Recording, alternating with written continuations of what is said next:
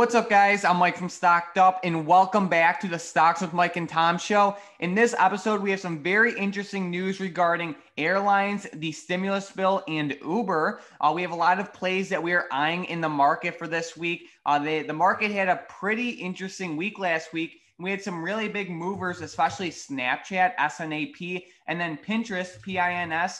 That are up a lot lately. And we have earnings. We have a lot of big earnings this week. So there's a lot of plays, a lot of news going on in the market this week. Make sure you guys stick around to the end of the episode. We're going to be answering your guys' questions and going over an $8 million options trade that looks to be setting up really good in the market for this week. If you guys aren't subscribed already, don't forget to subscribe to see our daily videos on your YouTube homepage every single day. But with that being said, Tom, what happened over the weekend? Yeah, over the weekend, CNBC reports some pretty big stimulus updates. Treasury Secretary Mnuchin says that if House Speaker Pelosi wants to compromise, then there will be a deal. And he says, we've made lots of progress in a lot of areas, but there's still some significant differences that we're working through. And on TD Ameritrade here, it's reported that House Speaker Nancy Pelosi says she is not giving up on COVID-19 aid bill. She's still optimistic in writing legislation, and she says that she hopes to hear back from the administration on a possible COVID-19 deal on Monday. And if that deal doesn't indeed go through Monday, that would be a big deal for the markets. And I think that we could see a pretty green week to go ahead and start off. I think the key word is, Mnuchin said, if Pelosi wants to compromise, there will be a deal. So I know that we are coming very close to a very influential election, and I'm just not sure if we're going to see a deal before the election. You know, there's a lot of political tensions right now, but you know, we've been hearing the political talk. You know, we're getting closer to a deal for a couple of weeks now, and it just seems like we're not getting anywhere. Mnuchin and Pelosi says that they are making progress, but I mean, I just don't know if we're actually going to see a deal before the election. What do you think? Yeah, I mean, it makes a lot of sense because especially like last week, we were really flat since there hasn't been any news on this. And we can see that the S&P 500 futures here pretty much traded between 34.20 and 34.60 all week. Besides, it deviated out of there very slightly. But, you know, it pretty much traded between that channel all of last week, besides on Monday where we had the big red day.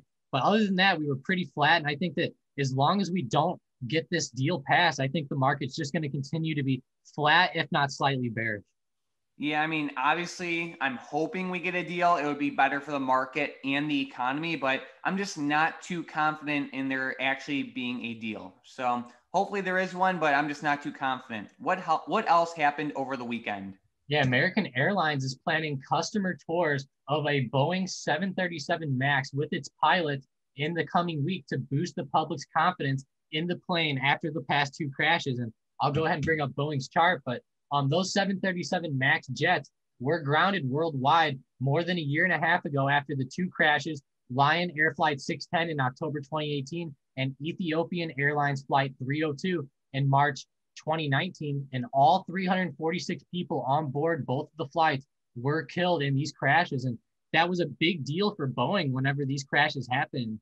We can see that their stock obviously went down on the coronavirus, but whenever this news came out about their planes crashing, this really sent Boeing down and started giving them a lot of negative feedback, especially in the stock market. And that could possibly be why Boeing crashed so hard during the pandemic, was because of these flights that are not getting bought up. And obviously, a lot of these companies like American Airlines and Southwest, they pretty much have discontinued these jets for the past year and a half until now again. True. Yeah. So Boeing is, like, you can see like on their yearly chart or 9-month chart, they didn't have like a great recovery yet. They hit lows of around $90 back in March, and they're sitting around 167 right now. But if everything goes well with the 737, I think that should be pretty good for Boeing, and hopefully we can break past that resistance level right around the $235 mark. You know, that's the resistance, the next resistance it has to break. So they also have earnings coming up too. Yeah, for sure. And that was actually really anticipating that. They're going to have earnings this week, and it's going to be a big deal because if this stimulus bill, obviously the stimulus bill is not going to affect their earnings, but if this stimulus package includes a lot of money for airlines and stuff, I think that that would definitely affect Boeing to the upside. Absolutely. And then what happened with Uber?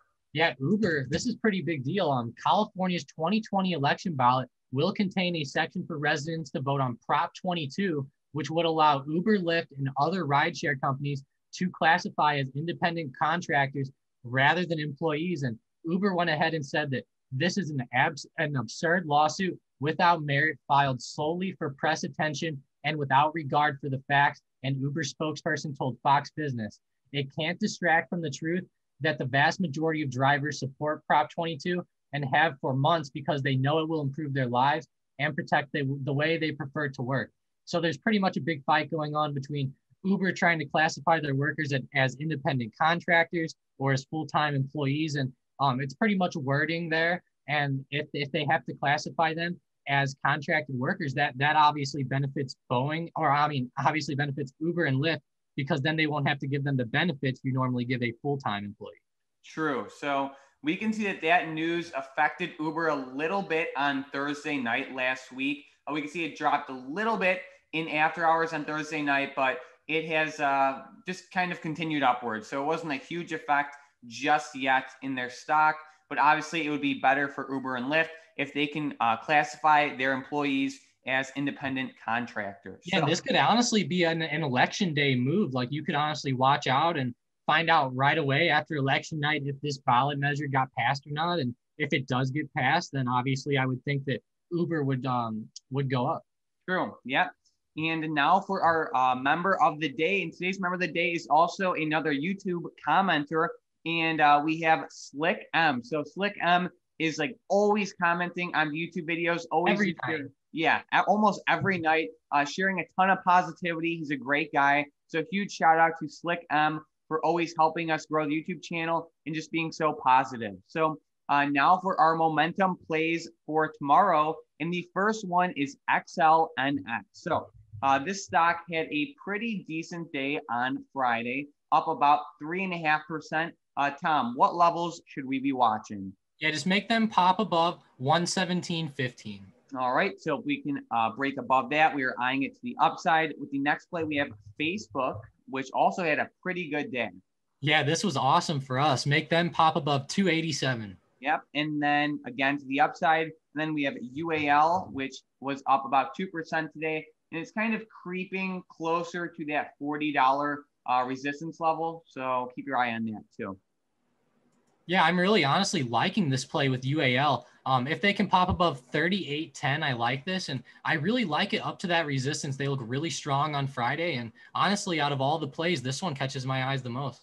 What level should we be watching for this one for tomorrow morning? 38.10. All right. And then last but not least, we have Snap, which is SNAP. This stock has been exploding last week. Last week, this stock was around $28. Right now, it's sitting at over $44. So this stock is exploding. It posted great numbers for earnings, and they just keep running up. So what levels should we be watching for Snap?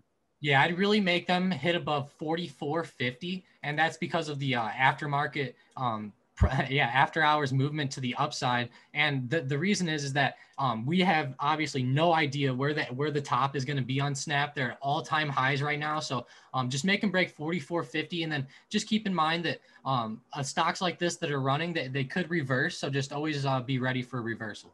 Yeah, I mean, with Snap, I really like it for a potential reversal for this week. I think call credit spreads are an amazing setup on Snap right now.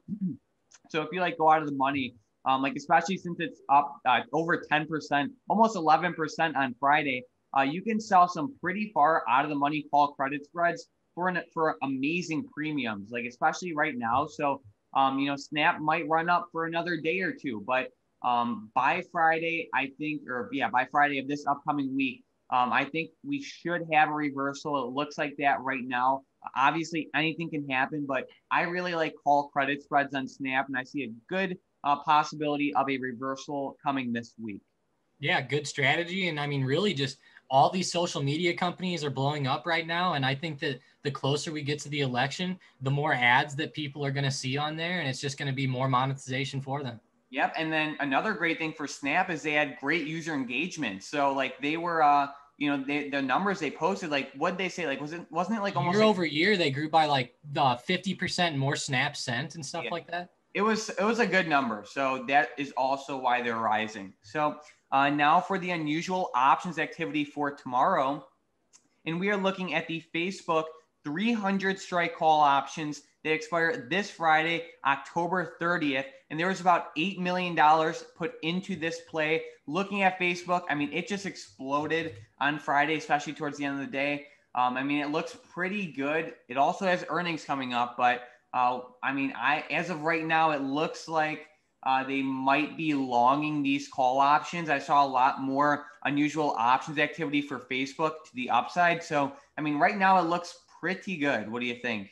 Yeah, I mean, I really like it to the upside. The daily chart looks good. The intraday charts look good. I think everything's lining up. There was a possible head and shoulders setup here. If we look at August 7th and then we look at October 12th, we can see that it almost tried to have a head and shoulders right here and then come back down. But we ended up breaking that shoulder back to the upside. And I just love that on technicals. And that's why I like Facebook so much. Awesome. So definitely have your eyes on Facebook for this week. And now let's get into our comments from the previous episode. So with the first comment, we have Whitney saying, any chance you guys can tell us each night what earnings are coming up within a few days that are really anticipated? Thanks. So yeah, we definitely can. Tom, do you have that earnings? Yep, here we go. So Tom, I'll let you take it from here.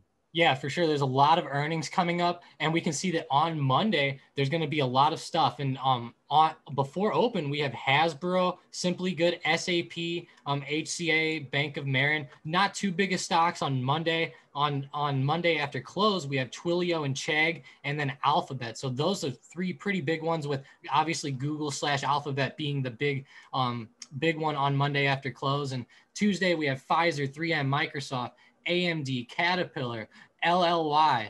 Wednesday, UPS, Fastly, Boeing, GE, Etsy. Thursday, we have Apple, Amazon, Twitter, Nokia, Facebook, Activision, Moderna, Spotify, Overstock. I think Thursday is going to be the big day. We have a lot of huge ones on Thursday. Friday, we have AbbVie, Chevron, Exxon. So Friday is going to be an oil day. They have Honeywell as well, and Altera, Under Armour. So there's a lot of earnings this week. Honestly, there's going to be a lot of opportunity in the market, and I think that if these earnings go well, or if they go bad, it's going to affect the market big either way, because there's a lot of big companies reporting. It's definitely a big earnings week. Just to highlight a couple big names that you said, Alphabet, obviously a huge one. Twilio, another hot tech stock. And then you have some of the Dow stocks like Triple M, Caterpillar, Pfizer that are reporting. Microsoft is a huge one. AMD is a huge one. UPS is also going to be a huge one, especially with everything that's going on with COVID and all the shipping that's going on right now. Definitely have my eyes on UPS. Boeing, like we said earlier, Visa, Fastly is huge. Pinterest, Shopify, Amazon, Apple, Facebook, Twitter, Spotify, Starbucks. I mean, we have a really huge week this week. And then, like you said earlier, Altria, ExxonMobil, and Chevron on Friday. So it's a big week coming up. Just be careful, guys. We normally don't play the earnings release because of IV crush. And even if you predict the direction correctly with earnings, you can still lose money. Just like we highlighted last week with Tesla, right?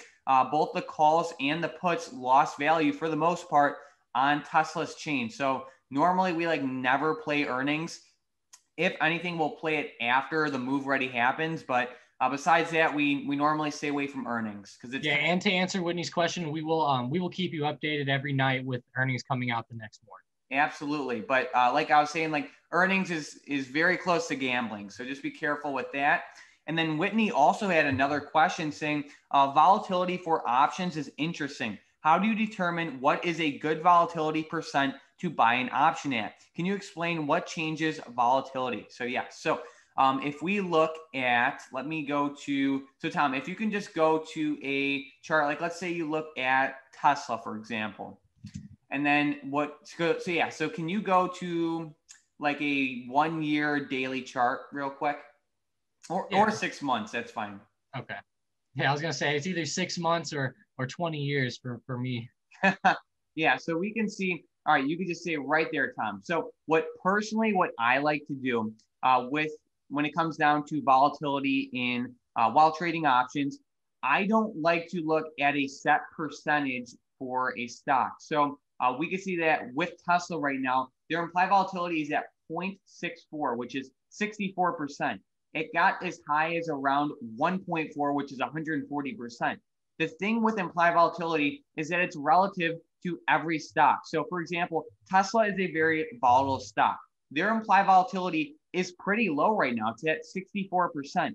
And what do I use to judge that the implied volatility is low? Personally, I like to go on like a 6-month chart or a yearly chart and just compare where the implied volatility is right now compared to where it's been. We can see that the implied volatility right now is really low compared to where it's been. Tom, can you just highlight right now, like just like with your cursor, right now, that's where it's been all the way up there, and then go show where it is right now. See, it's all the way down there. So first thing I like to do is look at implied volatility on a relative scale. I don't look at like set numbers because each stock is different. So for example, with Tesla, 0.64 implied volatility is very low. But if we look at like a value stock like Coca-Cola, a 0.64 implied volatility is extremely high because each stock moves different. Like Coca-Cola also has low implied volatility right now, and it's at 0.26. So everything is relative when it comes down to implied volatility, and that's why I just like to compare each like I like to compare implied volatility on like a case by case basis, and I do that by looking at the 6-month in 1 year daily charts. And implied volatility is calculated using the Black-Scholes model. Basically, the more expensive options get, the higher implied volatility gets. So when you see implied volatility is low, it means that the options prices for that underlying stock is also low right now. But when the implied volatility is high, it shows options pricing is pretty high right now. So implied volatility just reacts based off of options prices, and it uses the Black-Scholes model. So hopefully this helped you, and great question. And then we have Anastasia saying, how many days around earnings is not recommended to trade options because of an IV crush? So this is a great question. And normally what happens is there's one main day of IV crush that you want to stay away from. So when a stock reports earnings, right, the day after that is the day you normally that's when most options get crushed. So for example, like let's say a stock reports earnings on Monday after close, right? Tuesday will be like the crush day, you can call it. Options can keep getting crushed after that, but a majority of the crush, you can say, happens on that next day. So normally the day after a stock reports earnings, it's normally good to trade after that. So yeah, I hope that helps, but options can definitely keep on falling for a couple days after earnings. With the next comment, we have Leif saying, what do you think of TWLO? What are you seeing, Tom? Yeah, TWLO looks like it's trying to turn back to the upside. They are going to have earnings on October 26th, which is tomorrow, Monday. And it just looks like a stock that looks like it wants to come back up. But just keep in mind that the earnings are going to be the overall telltale sign here. And the big thing is that Monday heading into earnings, they look very strong. So potentially I could see a rise, on Monday morning, and then maybe whenever earnings come out, they fall or they go up. But I'm not going to play the earnings play. But as far as Monday morning goes, I think they look pretty strong. Awesome. So with that being said, do you have any last minute stocks, options, or any insight for the market for tomorrow? Yeah, one big stock I've really been looking at is 3M lately. And the reason I've been looking at it is because if we look at the long-term trend on 3M, you can see over the past few years, they've really been going down, and they've been following this trend that started at around 260, and then they hit it again at around 220 around May 3rd. And then we can keep going, and you can just see how far they've really went down. And now they're starting to kind of come back up. And I really like that the stock is starting to pop above this long-term trend line. And it almost looks like a small wedge play here. So I think if they can stay above this long-term trend line, it'd be fantastic. And if we go to a 15-minute chart, you can see it's actually bouncing right off of that trend line, which I love to see. So if this stock can break 172 or even 173 next week, I could really see this one running, maybe kind of like it did a couple weeks ago from 160 up to 165. I could possibly see it going from maybe 173 up to 176 or 175. Awesome. So thank you for sharing that. And thank you guys so much for watching this video to the end. We are so close to 30,000 subscribers. We would really appreciate it if you guys can subscribe to the channel to see our videos on your YouTube homepage every single day. And comments really help us grow the channel. So thank you guys so much to everyone who comments. We really appreciate it. And of course, if you guys like the video, don't forget to like the video and subscribe. If you guys want to try out the options day trading bot, you can click the Stocked Up Options Alerts link in the description down below. But if you guys have any questions, let us know in the comments down below. But other than that, thanks for watching.